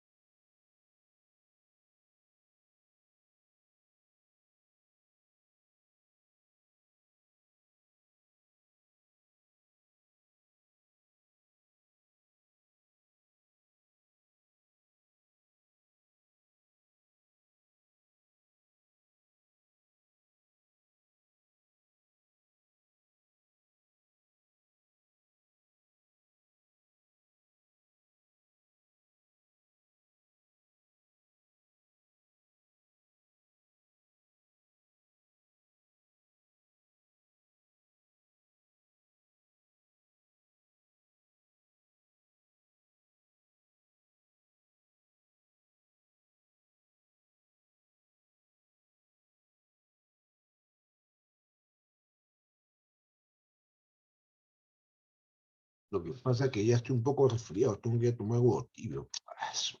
Ya, muy bien, jóvenes. A ver, ¿pueden ver la diapositiva? Sí, profe.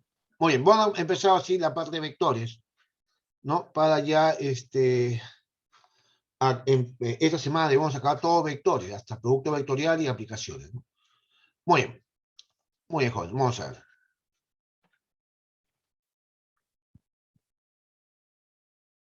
No ha llegado Sedapal. ¿Por qué ponen que no ha llegado Sedapal? Ah, ya, muy bien. Bien, joven, escuche. Estoy frío hoy. Sí, ya lo tengo fichado ya.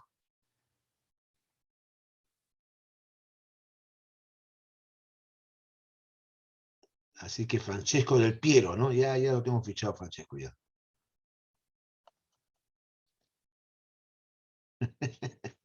Ya, vamos a comenzar, joder. Muy bien, escuchen. Vamos a empezar entonces con el tema de vectores.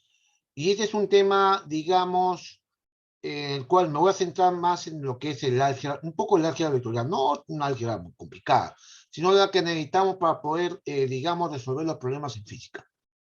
Entonces, usted sabe que la cantidad de física, digamos, tiene propiedades, ¿no? Digamos, alguna magnitud de física tiene que ser representadas, digamos, por un número y una unidad. Cuando una magnitud física se representa por un número y una unidad, estamos hablando de las llamadas magnitudes escalares. Estas magnitudes escalares son, por ejemplo, el volumen, la temperatura, el tiempo, la masa. Entonces, es suficiente para poder entenderlo, ¿no? Ahora, pero cuando a este número, cuando no es suficiente con dar el número de la unidad para poder entenderlo, sino que tenemos que asignarle también una orientación para que se pueda comprender completamente esta magnitud, hablamos de magnitudes vectoriales. Entonces, este es el tema que vamos a desarrollar el día de hoy, lo que son magnitudes vectoriales. Entonces, ¿cómo vamos a representar un vector? Recuerden que un vector tiene un tamaño y una orientación. Pues vean, esta es mi orientación, ¿no? El tamaño del vector es, digamos, está representado por el tamaño del segmento. Y la orientación va a depender, o sea, mi orientación es única, ¿no? Digamos, pero ¿cómo represento esta orientación? Pues la representación la representación de la orientación va a depender, pues, cuál sea mi sistema coordenado que elijamos, ¿no? Pero la orientación es única. Por ejemplo, si yo tomo este eje horizontal, digamos, como una referencia, yo puedo determinar mi orientación teniendo en cuenta qué cosa, este ángulo θ. Pero la orientación es única, ¿no? Es esta que está acá. ¿Cómo lo representas? Pues va a depender cómo tomes tu sistema coordenado. Entonces, un vector queda representado por su módulo y por su orientación. Muy bien. Ahora, tenemos que el vector, entonces, en notación, va a ser representado por una letra mayúscula y una flecha o minúscula con flecha. Y cuando hablemos del tamaño del vector o el módulo, ¿no es cierto? Vamos a hablar de la misma, del mismo letra, pero sin flecha. O de esta manera. Entonces, esto me representa el módulo del vector, ¿ya? Entonces, vector, módulo. Muy bien. Ahora, recuerden que θ especifica el ángulo que forma el vector con la horizontal. Para poder, en este caso, para el ejemplo que estoy mostrando, poder dar, representar mi orientación en función de esta orientación, de esta horizontal. Muy bien. Ahora, vamos a seguir. Vamos a decir que dos vectores son iguales, ¿no es cierto? Cuando tienen la misma orientación y magnitud. Por ejemplo, si yo tengo el vector A, este vector B, C y D, yo diré que estos vectores son iguales y tienen la misma magnitud y la misma orientación. Ahora, en función de eso también puedo definir otra propiedad. ¿Cuál es? Si el vector A y C son iguales, también puedo decir que el vector A se ha trasladado paralelamente a esta orientación o a este lugar. Por lo tanto, yo puedo asegurar o confirmar que todo vector se puede desplazar paralelamente a su orientación original. ¿Sí? Muy bien. Entonces acá estos vectores son iguales y se pueden desplazar libremente con su misma orientación. Ahora, si usted tiene dos vectores, digamos el vector A y B, y yo lo coloco uno a continuación del otro, entonces la suma de estos dos vectores estaría representado por este vector que está acá, el vector que va del punto de partida del primero al extremo de llegada del último. Eso que está acá me daría el vector resultante. Bueno, ahora, se puede verificar lo siguiente también. Si yo tengo el vector B y tengo el vector A, recuerden que estos vectores yo lo puedo trasladar paralelamente, ¿no? Miren acá, este vector B lo traslado acá y puedo calcular la suma de los vectores A y B. El vector A más B vendría a ser este vector que está acá. ¿Cierto? Ahí está. O puedo trasladar el vector A hacia acá y calcular ahora el vector B más A. El vector B más el vector A, según lo que hemos visto acá, vendría a ser también el mismo vector. B más A. Por lo tanto, de aquí concluimos que el vector A más B es lo mismo que el vector B más A. Entonces, la suma de vectores es conmutativa, ¿no? A más B es lo mismo que B más A. Vamos acá. Ahora, dado los siguientes vectores, entonces, ¿cómo calculamos la resultante de la suma de todos estos vectores? Para comenzar, debemos colocar uno a continuación del otro. Así. No, me estoy empeorando. Ya, uno a continuación del otro, ¿no? A, B, C, o sea, lo trasladamos, ¿no? Y lo colocamos así. Entonces, el vector resultante es aquel vector que va del punto de partida del primero al punto de llegada del último. Gracias, Joel. Entonces, jóvenes, mira, pero ¿cómo calcularía el tamaño de este vector resultante? Fácil. Tendría que dibujar la escala, pues. Entonces, si ustedes dibujan los vectores sobre un papel milimetrado, como esto, ¿no es cierto? O sea, sobre el cual está milimetrado con una regla, por ejemplo, ¿no? Entonces, al colocar uno a continuación del otro, una medida directa con una regla me daría el tamaño de este vector. O sea, calculo el módulo. Y una medida del ángulo que forma de la horizontal hasta donde da el vector, me daría una medida digamos, de su orientación en este sistema coordenado. Entonces, pero es un método, digamos, no muy práctico. ¿Qué pasaría si los vectores no están en el plano, si no están en el espacio? Esto se va a complicar más, ¿no? Esto lo vamos a ver. Entonces, mis jóvenes, si ustedes tienen ahora los vectores así, tengo el vector A, tengo el vector B y el vector C, entonces vamos a ver qué cosa es la ley asociativa. Mira acá. Yo puedo, como me piden allá la suma de estos tres vectores, primero puedo calcular esto, ¿no? El A más B, ese sería mi vector A más B. Por lo tanto, el vector A más B más el C me daría este vector que está acá. O primero sumo estos dos vectores, B más C. Por lo tanto, el vector A más el vector B más C me daría este vector. ¿Ve? Por lo tanto, estamos demostrando que A más B más C es lo mismo que A más B más C. Estamos demostrando ya esta propiedad, que la suma de vectores es asociativa. A más B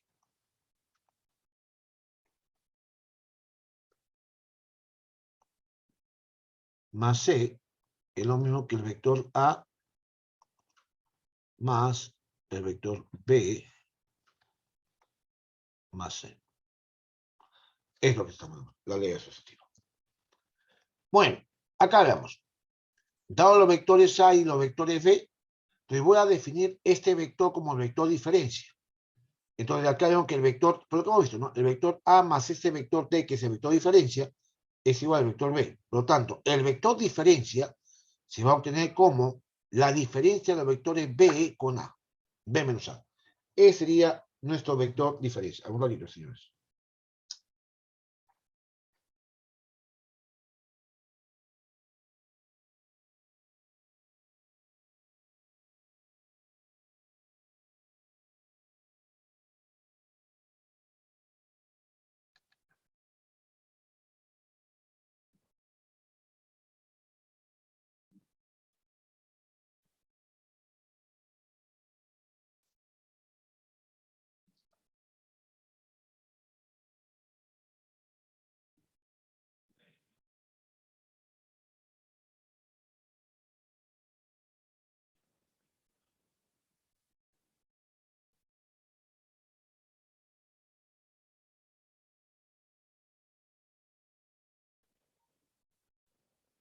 Pesado.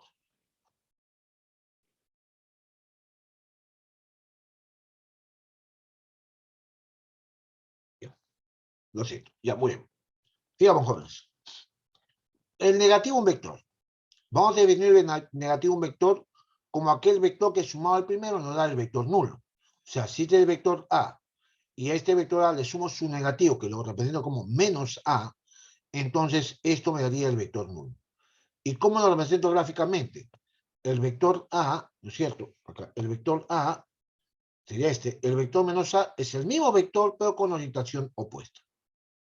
¿No? Sería acá. Ese sería el vector A y acá el vector menos A. Bueno, ahora, un detalle. Multiplicación de un vector por un escalar. Esto también es importante, porque miren, ustedes ven esto. Dados los vectores, digamos, yo tengo este vector, supongamos, tengo mi vector A,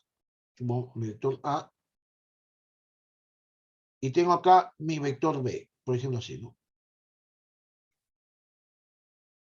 Mi vector B. Y tengo por acá, llamémoslo así, mi vector C.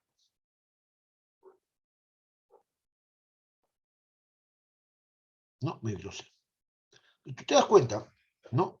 Que el vector B es 2 veces mi vector A. El vector B es el doble del vector A.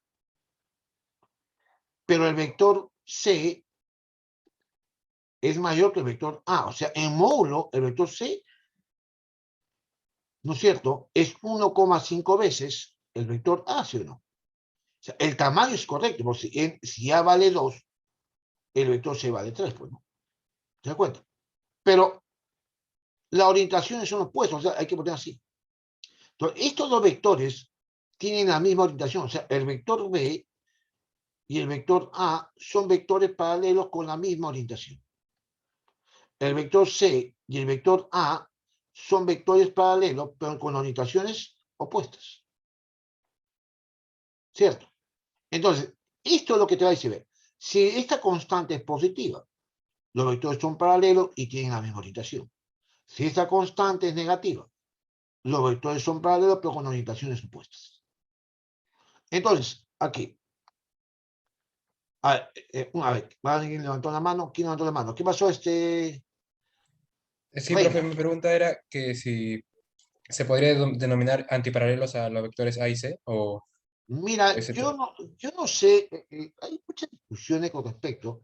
Yo no prefiero entrar a discutir esto, porque no sé si antiparalelo no me suena bien utilizarlo acá.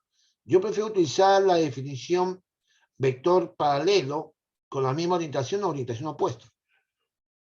Y antiparalelo puede ser, no sé, dos vectores ortogonales, no sé. O sea, no lo entiendo muy bien el término antiparalelo. Por anti es contra, ¿no? No sé, prefiero trabajar la orientación y orientación opuesta, ¿ya? Los matemáticos quizás te puedan dar una definición más exacta, pero no me atrevo a darla porque no quiero entrar en discusiones con los matemáticos en este tema. Pero yo lo entiendo que ellos antiparalelo lo llaman también al vector que tiene la misma orientación, pero no, son paralelos, pero con orientación opuesta, ¿no? Porque yo supongo que el vector A y C son vectores antiparalelos, no sé, prefiero no decirlo, pero yo trabajo con una orientación opuesta. ¿Sí? Sí, profe, todo claro, gracias. Muy bien. Entonces acá, se dice que son paralelos, sí, los vectores se pueden representar de esta manera. Si alfa es positivo, como lo hemos puesto acá, entonces los vectores tienen la misma orientación. Si alfa es negativo, los vectores tienen orientaciones opuestas. Y si alfa es igual a 1, los vectores son iguales. Entonces, eso significa que dos vectores que son paralelos pueden ser representados de esta manera. ¿Ya? Muy bien. Ahora, ¿ustedes escuchan el fondo? ¿El qué, profesor? ¿Están escuchando el fondo? No, Poco, profe. No, Poco. casi nada. Casi nada. Allá. Esos vendedores más ambulantes más cargosos son. Ya. Vector unitario. Vamos a definir el vector unitario como aquel vector cuyo módulo es 1. Entonces, si ustedes lo ven acá, digamos, si este es mi vector A, por ejemplo, este es mi vector A, ¿no? Digamos, mi vector A, así. Este es mi vector U. Entonces tú te das cuenta que el vector A es 4 veces mi vector unitario U. Entonces, mi vector U aquí va a ser igual. Es el vector A entre 4, ¿cierto? Pero 4, ¿qué cosa es el vector A? ¿No es un módulo? Por lo tanto, el vector A, el vector unitario, es el vector entre su módulo, pues. Y A tiene módulo 1, pues. Entonces, esa es una manera de hablar de lo que es el vector unitario, ¿no? Estos dos vectores tienen la misma orientación, pero uno es unitario y el otro es el módulo por el vector unitario A. Son vectores con la misma orientación. Muy bien acá. Esto lo puedo borrar. Ya después lo borro. Ahora, igual, ¿no? Puedo definir los vectores unitarios en el plano. Claro, una vez que hemos definido vectores unitarios, puedo hablar en particular del sistema coordenado XY. Aquel vector que esté orientado a lo largo del eje X sería el vector unitario Y. Y aquel vector que esté orientado a lo largo del eje Y lo llamamos vector unitario J. Entonces, estos son los vectores unitarios. Si el vector apunta en sentido opuesto o tiene orientación opuesta, este vector que está acá sería el vector menos I. Y este vector que está acá sería el vector menos J. ¿Ya? El vector A, I, J menos I menos J. ¿No? I, vector unitario en el eje X, menos I, menos X.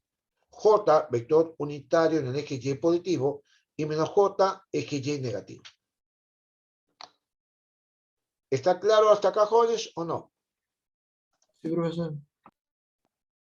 Profesor, ¿Qué cosa dice en Google, Alejandro? No te entiendo. En Google dice que las antiparalelas tienen sentidos opuestos. ¿Así? Sí, Bueno, como te es la digo, definición que había dado mi compañero. Sí, de acuerdo. sí, es la que yo también conozco, pero prefiero no manejarlo así porque a mí me causa un poco de confusión eso. Entonces, prefiero utilizar orientaciones opuestas. Paralelo, pero con orientación opuesta. Que se entiende mucho mejor. Muy bien. Ya está. Sigamos. profesor, Sí. yo tengo un vector que tiene magnitud 0. ¿Se podría decir que el vector tiene magnitud 0 o el vector no existe? El vector nulo. O sea, existe. Claro que existe el vector nulo. Pero el vector nulo es un caso muy, muy especial, ¿no? El vector nulo no tiene orientación, tiene n dimensiones. Porque tú tienes que, por ejemplo, ¿cómo sabes que el vector A es un vector nulo? Porque todos sus componentes son ceros, ¿sí o no? ¿Sí o Claro. no? Ya, pues entonces, un vector nulo puede tener n dimensiones. En el espacio tridimensional, el vector nulo tiene 3 componentes, 0, 0, 0. Es un vector, pero es un vector nulo. ¿No? Muy bien. Veamos acá. Sigamos. En el espacio tridimensional, entonces, el que está a lo largo del eje X, ya hemos dicho que el vector unitario Y, ese sería el vector unitario J, y el que está a lo largo del eje Z sería el K. Recuerden que hacia abajo entonces sería el menos K, ¿no es cierto? Entonces acá lo agrego solamente, para tener la misma idea que en el caso anterior, sería menos K. ¿No? Listo. Ya, aquí está lo que le estaba mencionando hace poco. Cuando ustedes suman vectores, el método gráfico, digamos, no se vuelve ya muy tan sencillo, tan pleno como cuando estamos hablando de una enorme cantidad de vectores. Peor, si los vectores no son unidimensionales, sino son tridimensionales. Entonces, el método práctico, el método gráfico ya no es tan práctico en ese caso. Entonces, debemos recurrir a una manera que me permita obtener el vector resultante, ¿no? De una manera mucho más elegante, mucho más sencilla. Y eso es lo que vamos a tratar de hacer en estos momentos. Entonces vamos a tratar de hacerlo, pero primero pongamos una definición más. Recuerden, si yo tengo un vector R, ¿se acuerdan? Nosotros hemos visto que la suma de dos vectores me da un vector, resultante R. Voy a hacer al revés. Un vector R, yo lo puedo expresar como la suma de este vector más este vector. O el R lo puedo expresar como la suma de este vector y ese vector. O es más, puedo poner más. Ese vector, ese y ese. O sea, todo vector se puede representar como la suma de dos o más vectores. Esta propiedad, ¿perdón? ¿Algo dijiste? ¿No te entendí? Señorita.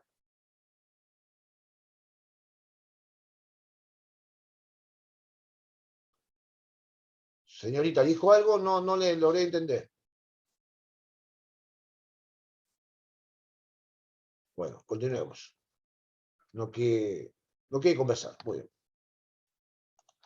Entonces acá. Entonces, todo vector se puede aumentar como la suma de dos o más vectores. Y es importante porque eso lo voy a utilizar ahora.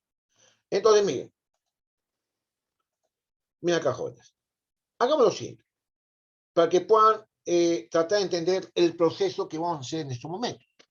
Mira, yo tengo lo siguiente. Tengo el vector A y tengo el vector B. Aquí está. Y te piden ayer la suma de estos dos vectores. Entonces fácilmente tú lo ves, ¿no?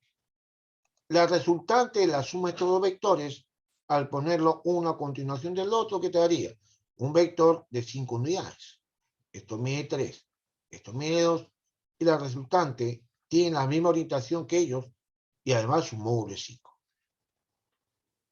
Si te dan, por ejemplo, el vector A, y te dan este vector B, y te piden ayer la suma, al ponerlo uno a continuación del otro, ¿no es cierto? Esto te daría un vector de ¿cuánto? Un vector de 2 unidades apuntando hacia la izquierda. ¿Cierto? Es el vector que va del punto de partida del primero al extremo de llegada del último. Entonces, si te das cuenta, en ambos casos, la resultante es inmediata. Aquí resulta ser simplemente la suma de sus módulos, y aquí resulta ser la diferencia. 5 menos 3, 2, apuntados a la izquierda. Entonces, la idea es la siguiente, ¿no? Encontrar el módulo y la orientación del vector resultante si conozco el módulo y la orientación de los vectores que se están sumando. Entonces, si yo tengo este vector A y tengo este vector B, por ejemplo, el vector resultante es esto. La orientación la puedo obtener acá, ya está, no hay problema. Pero ¿cuánto me mide este vector? ¿Qué me dice? ¿Cuánto mide ese vector?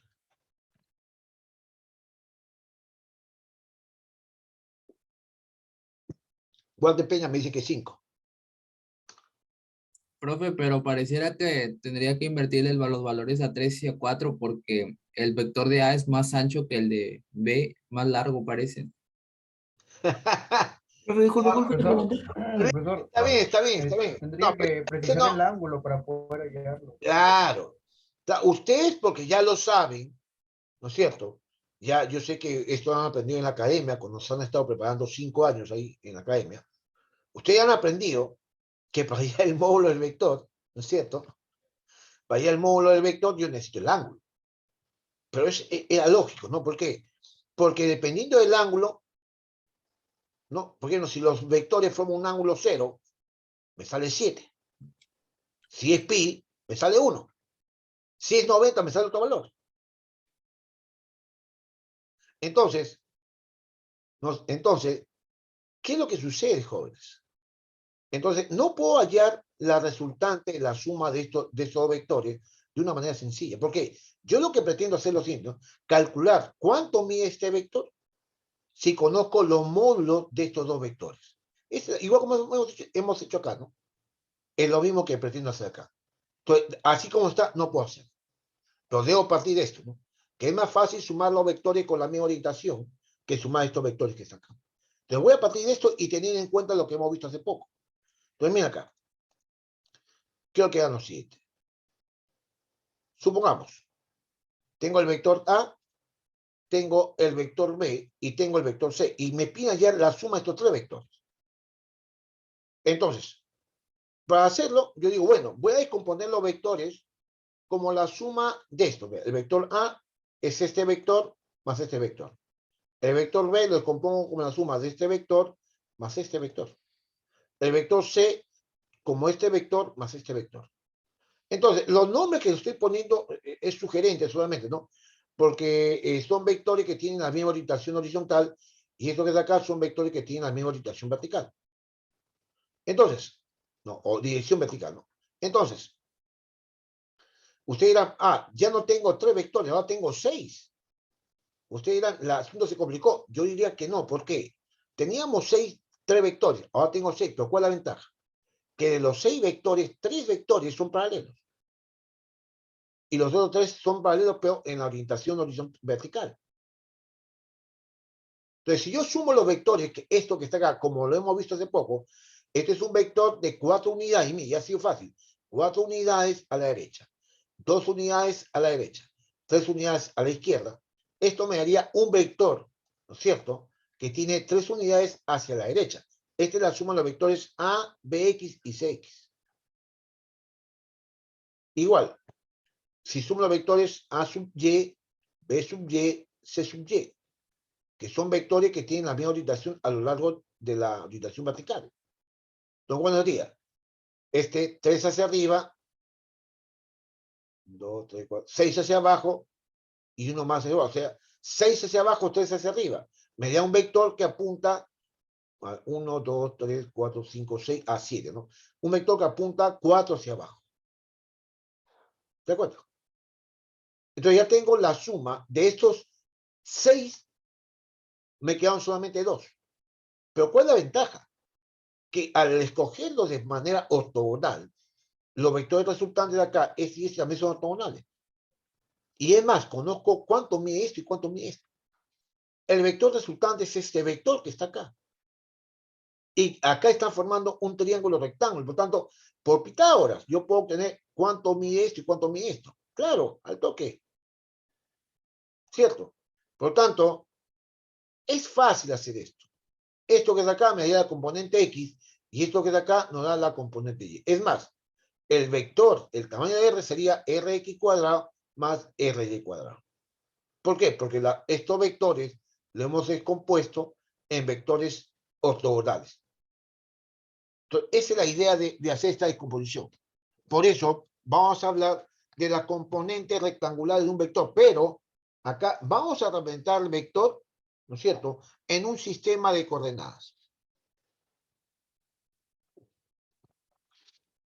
Entonces, dado la vector A, hallamos su componente en el sistema ordenado XY.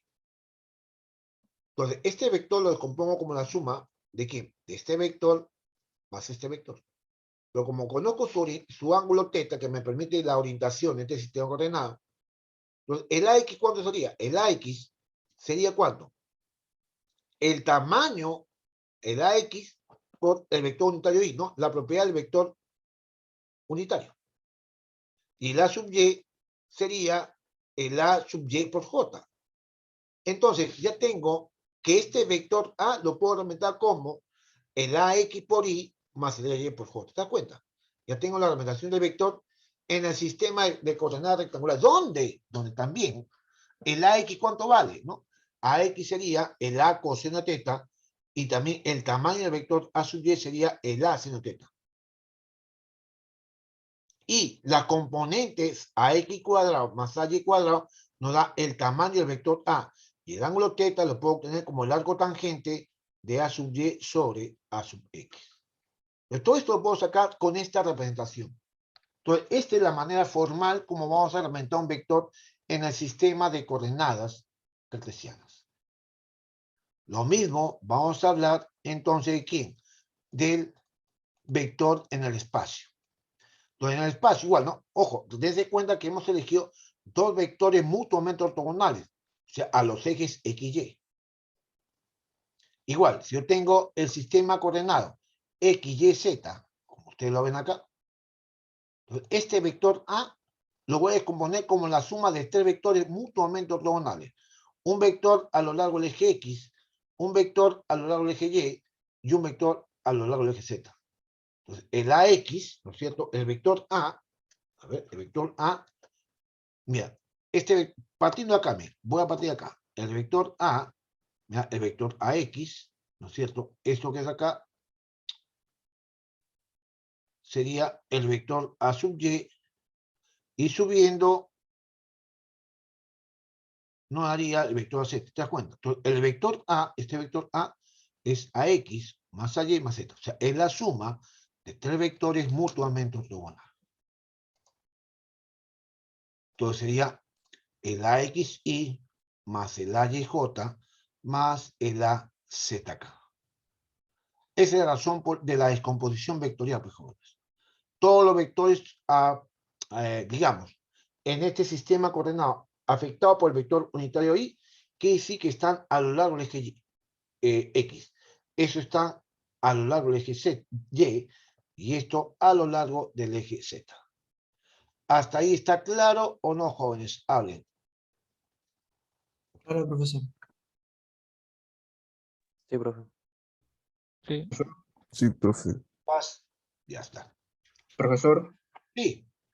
en un vector, la dirección y orientación vendría a ser lo mismo. A ver, escúchame. No sé, lo que yo te digo es lo siguiente, ¿no? Por ejemplo, si yo te digo que este es mi vector, si yo te digo que este es mi vector, este vector tiene una orientación. ¿Ya está? O una dirección, si quieres verlo así. Si yo necesito representar esta orientación, o sea, necesito saber cómo representarla, entonces yo puedo tomar, digamos, un sistema ordenado así, por ejemplo. Por ejemplo, mira. Y este vector A sería su tamaño por el vector unitario Y. O alguien puede decir, bueno, profesor, sé que a mí me gusta tomar un sistema así.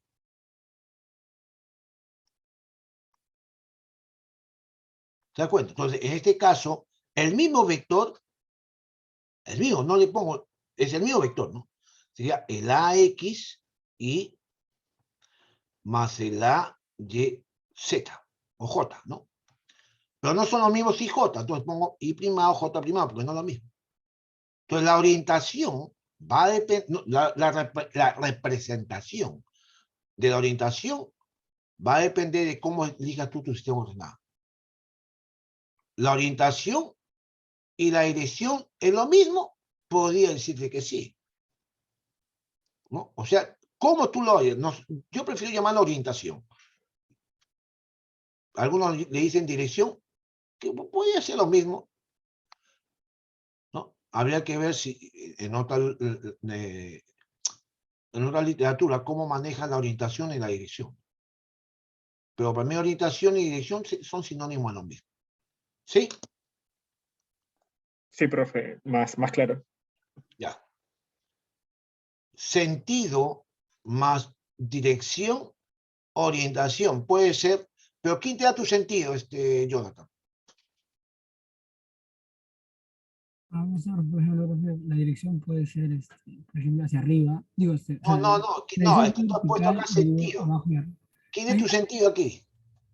Ya, por ejemplo, o sea, yo digo, la dirección puede ser vertical, y entonces el sentido, según yo, es hacia arriba. O sea, la flechita, la cabeza. hacia arriba, ¿No?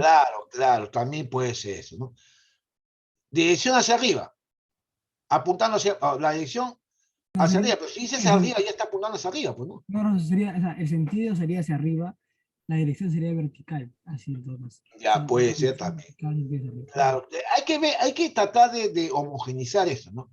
Pero lo que sí hay que tener en cuenta que la orientación va a estar definida o va a representarse o se representa de forma distinta, pues tenemos distintos sistemas coordenados. O decir dirección más sentido me da la orientación, tiene sentido lo que tú dices, ¿no? Pero bueno, como te digo, yo prefiero trabajar orientación, que es un término mucho más general, ¿no? Te abarca de todo. ¿Sí? Muy bien. Entonces, acá. Ahora miren acá, jóvenes. Una de las cosas que ustedes también deben aprender. Uy, 11:50. Aquí. ¿Tan tarde ya? Mi madre. Ya, aquí hay que acabar esta parte. Sí, qué rápido, oiga. Ya, 11:50. Vamos a ver. Escuchen, jóvenes. Si usted tiene 2 puntos en el espacio, esas son las coordenadas del punto desde este sistema de coordenadas. Entonces, dado mi sistema de coordenadas, donde esas son las coordenadas del punto, miren cómo se representan. Entonces, el vector que va del punto 1 al punto 2 se puede encontrar de la siguiente manera, ¿no? Como la diferencia de las coordenadas. X2 menos X1y, Y sub 2 menos Y sub 1j, más Z2 menos Z1k. Y esto que está acá me haría entonces la representación del vector en este sistema de coordenadas, si conozco los puntos coordenados X, Y. Y un detalle también importante que no sé si ponerlo acá o ponerlo en la pizarra. La pizarra se lo puedo mandar después, ¿no? A ver, esto no, ya. En el tema de vectores, porque esto es solamente complementario, ¿no? Creo que, ya, vamos a ver. Entonces, ¿qué es lo que pasa? Tenemos lo siguiente, ¿no? Si ustedes tienen, a ver, ¿qué estamos hablando? Ya me chequé. Ya, acá, ¿no? Hemos visto que, digamos acá, ¿no? Yo tengo, digamos esto, ¿no? Tengo mi sistema ordenado X, Y, Z. Ahí está, ¿no? X, Y, Z. Entonces, hemos visto que el punto que va acá al punto que va acá, la coordenada de esos puntos me permite definir, digamos, este vector que vamos a ver acá. Ese es mi vector X, ¿no? Esto. ¿Qué es la diferencia de estos dos puntos? ¿Cierto? Ahora, el vector. Pero ojo, un detalle. ¿Qué pasa si yo tengo las coordenadas acá? Caramba. Tengo mi punto aquí, ¿no es cierto? Digamos, este es el X, Y, Z. Pero te pide hallar este vector que está acá. Este es mi vector. Este es mi vector R, en general, y este punto coordenado X, Y, Z. ¿Cuál sería el vector X? R. Entonces, ojo, en este caso particular, cuando el vector parte del origen de coordenada, las componentes del vector, ¿no es cierto?, coinciden con las coordenadas del punto.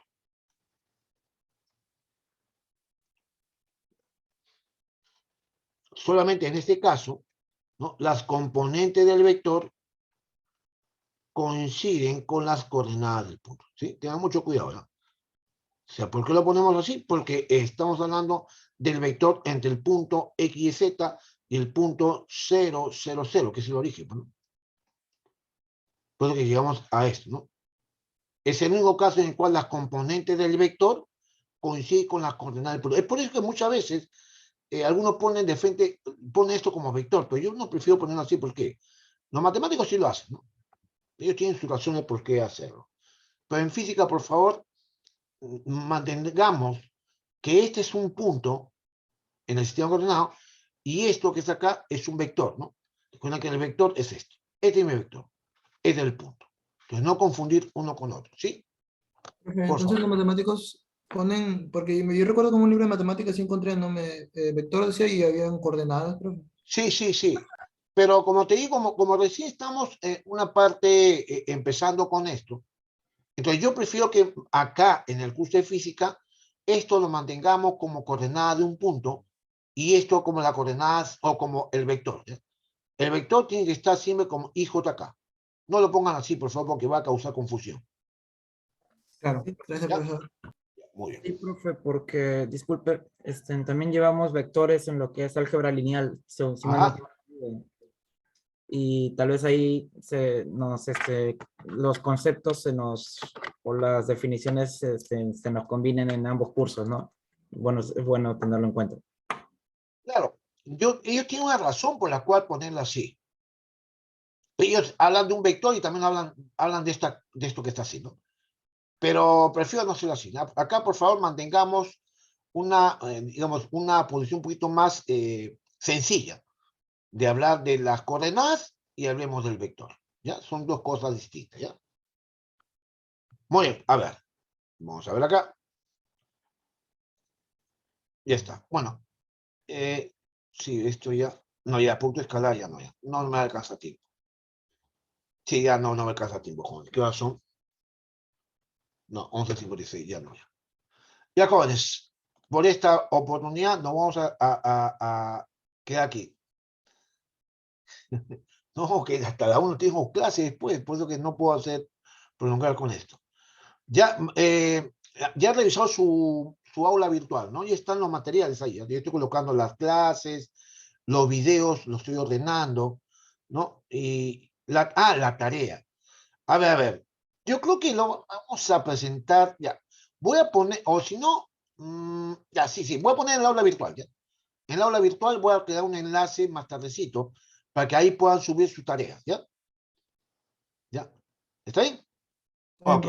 Sí, profe. Ok. Voy a dejar de compartir entonces, muchachos. Y ya nos estamos viendo en la próxima. Ya estamos lunes, el día miércoles nos vemos, ¿no? No, muchachos, voy a parar la grabación ya. Sí. Profesor, ¿A cuídese. eso de qué horas va más o menos a poder habilitar el Classroom para que podamos hacer la tarea? Mira, déjame, tengo clase ahorita.